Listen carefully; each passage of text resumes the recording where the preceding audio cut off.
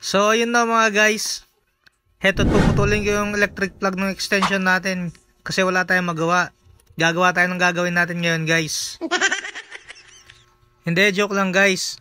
Sa totoo niyan, medyo nabalatan na kasi yung wire ng kuryente natin, kaya delikado yon. Kaya papalitan natin ng electric plug. Kaya ako ni-English to guys kasi baka Tagalogin ko iba yung tunog. Mayayari tayo. At heto na nga mga guys, kinuha ko na yung dati nating electric plug galing sa dati nating extension. Para ito na lang gamitin natin, hindi na natin kailangan bumili para makatipid pa tayo. Basic na basic lang naman gawin to guys. Kahit kayo kaya nyong gawin to. Basta meron lang kayong mga gamit, katulad ng plies, screws, tsaka ano pa ba, electrical tape. Hindi na kailangan electrical tape dito guys. Yun lang, i-screw mo lang yan, tapos ibabalik mo lang din. Ganito lang lagi ang ginagawa natin guys. Maghahanap tayo ng pwedeng gawin habang nasa bahay tayo. Kasi pag nasa biyahe na tayo, hindi natin maasikaso yan. Habang nga pinapanood ko to guys, napansin ko yung sarili ko. Pag may ginagawa pala ako, yung asbok ko tumitiro. Pangpangan word yun guys. Kung sasalin natin ito sa wikang Tagalog guys, ang ibig sabihin, yung uso ko humahaba. Ewan ko ba guys kung bakit ganito. So tuwing may ginagawa ako at nakapokus ako, ganyan yung nangyayari sa uso ko. Yan ba yung tinatawag na mannerism guys? Well, suddenly napa-English tuloy tayo guys. Kahit mga kasama ko dito sa bahay guys, napapansin din ako na ganyan. Wag nga lang ako makita ng mga tropa ko, sigurado kakantsawan ako. Lalo na yung isang pare ko dyan.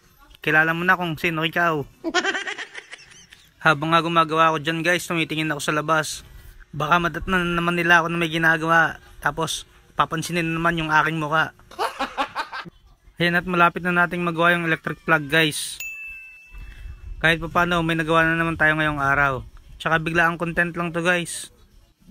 Binidyo ko lang yung sarili ko, tapos nilapatan ko lang ng audio o voice over. Goods na yun guys, pwede nang i-upload. Sa part pala na yan guys, screw na lang nilalagay ko dyan para may lagay na natin yung cover. Sempuhan nga lang pala yung pag-voice over ko guys, kasi madalas may mga dumadaan ng motor dito. Tapos yung ingay ng aso.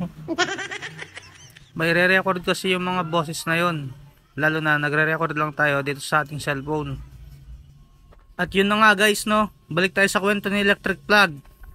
Hindi natin namamalayan, malapit na pala nating matapos. Ayan, nilalagay ko na siya sa cover niya guys. Kailangan nating asintahing mabuti yan guys, para makita natin kung wala ng wire na maiipit. Para pag binalik natin yung isang cover, wala na magiging problema. Ayan nga guys, at hinihigpitan ko na yung tornilyo gamit yung screw. So hanggang dito na lang. O diba? Ang galing!